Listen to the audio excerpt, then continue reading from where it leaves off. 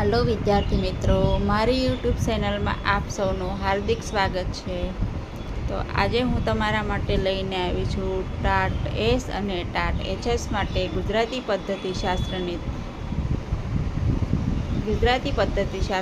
કેટલાક મહત્વના પ્રશ્નો અને તેમના ટૂંકા ઉત્તર જે તમારી એક્ઝામ માટે ખૂબ જ ઉપયોગી છે। જો તમને મારો વિડીયો સારો લાગે તો અંત સુધી બન્યા રહેજો મારા વિડીયોમાં, જેથી તમને એક્ઝામમાં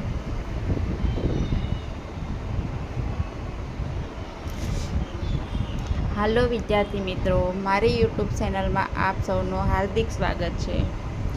તો જો તમે ટાટ અને ટાટ એસ અને ટાટ એસએસની તૈયારી કરી રહ્યા હો તો હું તમારા માટે ગુજરાતી પદ્ધતિશાસ્ત્રની મેન્સમાં પૂછાઈ શકે તેવા મહત્ત્વના પ્રશ્નો અને ટૂંકા પરંતુ ગુણવત્તાસભર જવાબો લઈને આવી રહી છું, જે નીચે પ્રમાણે છે।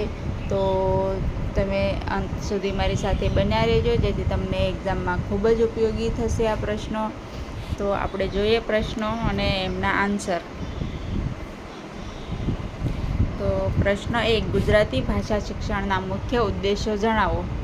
તો એમના જવાબમાં આવશે સાંભળવા, બોલવા, વાંચવા અને લખવાની કુશળતા વિકસાવવી, ભાષા દ્વારા વિચાર શક્તિનો વિકાસ કરવો, સાહિત્ય પ્રત્યે રસ અને અભિરુચિ કેળવવી, શુદ્ધ અને અસરકારક ભાષાનો ઉપયોગ શીખવવો અને સર્જનાત્મક અભિવ્યક્તિને પ્રોત્સાહન આપવું।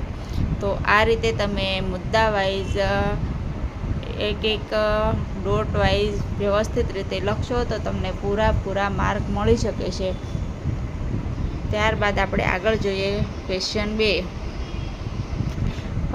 ભાષા શિક્ષણમાં 4 ભાષા કૌશલ્ય કયા કયા છે? તો પહેલું શ્રવણ, બીજું વક્તૃત્વ એટલે કે કથન, ત્રીજું વાંચન અને ચોથું લેખન। અને કાઉન્સમાં આવી રીતે ઇંગ્લિશમાં પણ લખવું, જેથી આપણી પેપર તપાસનારને આપણી સ્કિલનો એકદમ અંદાજ આવી જાય કે આમને એકદમ પરફેક્ટ આવડે છે। ક્વેશ્ચન 3, ગુજરાતી શિક્ષકના ગુણો જણાવો। તો એમાં જવાબ આ રીતે લખો: વિષયનું ઊંડું જ્ઞાન, સ્પષ્ટ ઉચ્ચાર, સર્જનાત્મકતા, ધીરજ અને સહાનુભૂતિ, ટેકનોલોજીનો યોગ્ય ઉપયોગ અને વિદ્યાર્થીઓને પ્રેરણા આપવાની ક્ષમતા।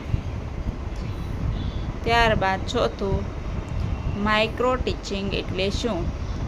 તો જવાબમાં શિક્ષકની ચોક્કસ શિક્ષણ કુશળતાનો વિકાસ કરવા માટે ઓછો સમય, ઓછા વિદ્યાર્થીઓ અને એક જ કુશળતા પર આધારિત શિક્ષણ પ્રક્રિયાને માઇક્રો ટીચિંગ કહે છે। ત્યારબાદ 5મો ક્વેશ્ચન, બ્લૂમનું વર્ગીકરણ સમજાવો। તો બ્લૂમનું વર્ગીકરણ શું આવશે? તો પહેલાં યાદ રાખવું, ત્યારબાદ સમજવું, ત્યારબાદ એમનો જે ઉપયોગ કરવો, ત્યારબાદ વિશ્લેષણ કરવું, ત્યારબાદ મૂલ્યાંકન કરવું અને લાસ્ટમાં સર્જન કરવું આવશે। તો આ દરેક સ્ટેપ એક પછી એક લાઇનમાં યાદ રાખવા અને લાઇનમાં જ લખવા। પહેલાં યાદ રાખવું આવશે, ત્યારબાદ સમજવું આવશે, ત્યારબાદ એમનો ઉપયોગ કરવો, ત્યારબાદ વિશ્લેષણ કરવું, ત્યારબાદ મૂલ્યાંકન કરવું અને લાસ્ટમાં સર્જન કરવું। છઠ્ઠું, રચનાવાદ શું છે? રચનાવાદ એ શું છે? તો જવાબમાં વિદ્યાર્થી પોતાના અનુભવ અને જ્ઞાનના આધારે નવું જ્ઞાન સ્વયં રચે છે। શિક્ષક માર્ગદર્શકની ભૂમિકા ભજવે છે। તો શું છે રચનાવાદ? તો વિદ્યાર્થી જાતે જ પોતાના અનુભવથી પોતાના જ્ઞાનનું સ્વયં સર્જન એટલે જાતે જ એક્ટિવ રહે, અને એમાં શિક્ષકની ભૂમિકા શું હોય? તો ખાલી માર્ગદર્શન પૂરું પાડવાની હોય છે। એટલે વિદ્યાર્થીએ જાતે જ એક્ટિવ થવાનું છે, એ રચનાવાદનો ઉદ્દેશ છે। 7મો, ભાષા શિક્ષણમાં આઈસીટીનો ઉપયોગ જણાવો। તો આઈસીટી શું છે ભાષા શિક્ષણમાં? તો કે smart board, PPT, video, audio, online quiz, અને ડિજિટલ સામગ્રી. 8મો, સતત અને સર્વગ્રાહી મૂલ્યાંકન એટલે કે CCE શું છે? તો સતત અને સર્વગ્રાહી મૂલ્યાંકનમાં વિદ્યાર્થીનું સતત અને સર્વગ્રાહી વિકાસને ધ્યાનમાં રાખીને શૈક્ષણિક તથા સહશૈક્ષણિક ક્ષેત્રનું મૂલ્યાંકન કરવાની પ્રક્રિયા એટલે સતત અને સર્વગ્રાહી મૂલ્યાંકન છે. શું છે? તો કે વિદ્યાર્થીનું સતત અને સર્વગ્રાહી વિકાસને ધ્યાનમાં રાખીને શૈક્ષણિક તથા શૈક્ષણિક પ્રવૃત્તિને તો મૂલ્યાંકન કરવા, પણ સાથે સહશૈક્ષણિક ક્ષેત્રનું પણ મૂલ્યાંકન કરવાની પ્રક્રિયાને સર્વગ્રાહી મૂલ્યાંકન કહે છે. 9મું, NEP 2020 મુજબ ભાષા શિક્ષણનું મહત્ત્વ સમજાવો. આ ક્વેશ્ચન ખૂબ જ ઇમ્પોર્ટન્ટ છે, એક્ઝામમાં પૂછાઈ શકે તેમ છે, એટલે આ ક્વેશ્ચન તો તમારે કરવાનો જ છે. તો માતૃભાષામાં શિક્ષણ પર ભાર આપ્યો છે NEPમાં 2020માં. પછી બહુભાષીયતા છે, અનુભવ આધારિત શિક્ષણ, કૌશલ્ય આધારિત અભ્યાસ. આ મુદ્દા તમારે ગોખી જ નાખવાના છે. આ ક્વેશ્ચન પૂછાઈ શકે તેમ છે, અને તમારે આ રીતે મુદ્દા, જો શોર્ટ ક્વેશ્ચન હોય તો આ રીતે મુદ્દા લખવાના, અને થોડોક લોંગમાં હોય તો આ રીતે મુદ્દા પાડી અને નીચે થોડું ડિટેલ લખવું પડશે. માતૃભાષામાં શિક્ષણ પર ભાર, બહુભાષીયતા, અનુભવ આધારિત શિક્ષણ અને કૌશલ્ય આધારિત અભ્યાસ.